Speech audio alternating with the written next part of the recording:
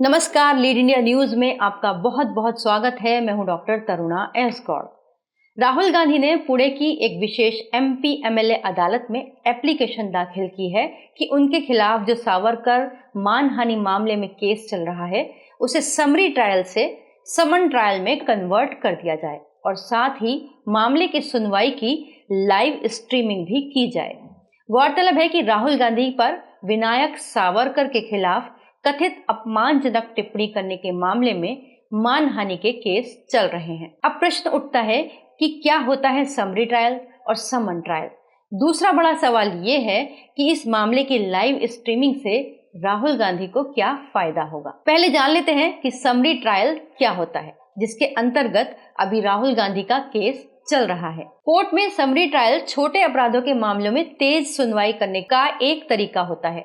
इसमें औपचारिकताओं को कम कर दिया जाता है और जूरी की भी जरूरत नहीं होती। इसे सरल न्यायिक प्रक्रिया भी कहा जाता है। अब जान लेते हैं समरी ट्रायल में क्या खास बातें होती हैं। जैसे पहले बताया कि इसमें जूरी नहीं होती, इसमें जस्टिस निर्णय ले सकते हैं। समरी ट्रायल के अंदर जांच से लेकर ट्रायल तक का जो भी कुछ सफर है वो रेगुलर ट्रायल की तुलना में बहुत तेजी से होता है। समरी ट्रायल में साक्ष्य को संक्षेप में समझाया जाता है और बहुत विस्तार से इसके हर पहलू पर चर्चा नहीं की जाती। समरी ट्रायल में अपील का जो अधिकार है वो रेगुलर ट्रायल की तुलना में काफी सीमित होता है। अब जान लेते हैं कि समरी ट्रायल के अंदर कौन कौन से केसेस आते हैं।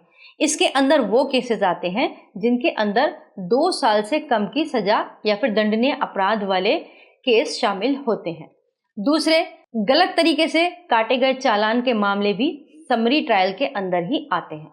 जबकि समन ट्रायल कोर्ट प्रोसीडिंग में समन के द्वारा किए जाने वाली एक कोर्ट की प्रोसीडिंग है।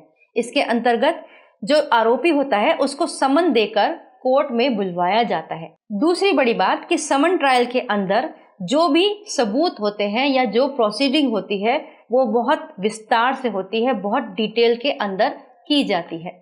घटना से जुड़े हुए हर विषय और हर सबूत को डिटेल में रिसर्च वर्क करके दर्ज करवाया जाता है।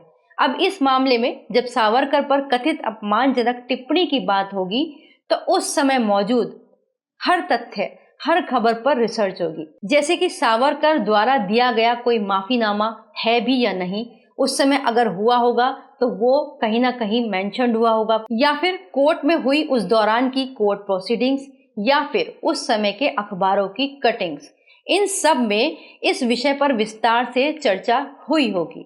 अब राहुल गांधी चाहते हैं कि उस पूरे सीन को फिर से रिक्रिएट किया जाए, रिसर्च की जाए और उसको फिर कोर्ट के अंदर समन ट्रायल के अंदर डिस्कस किया जाए, विस्तार से इस पर चर्चा हो। अब समझ लेते हैं कि राहुल गांधी को इससे क्या फायदा होगा। राहुल गांधी को ये फायदा होगा कि राहुल गांधी अपने पक्ष में ये सबूत दे सकेंगे जो भी टिप्पणी उन्होंने सावरकर के ऊपर की है वो सत्य है और इतिहास के अंदर उसके संबंध में डॉक्यूमेंट मौजूद है और सत्य टिप्पणी करने पर मानहानि का केस नहीं किया जाता।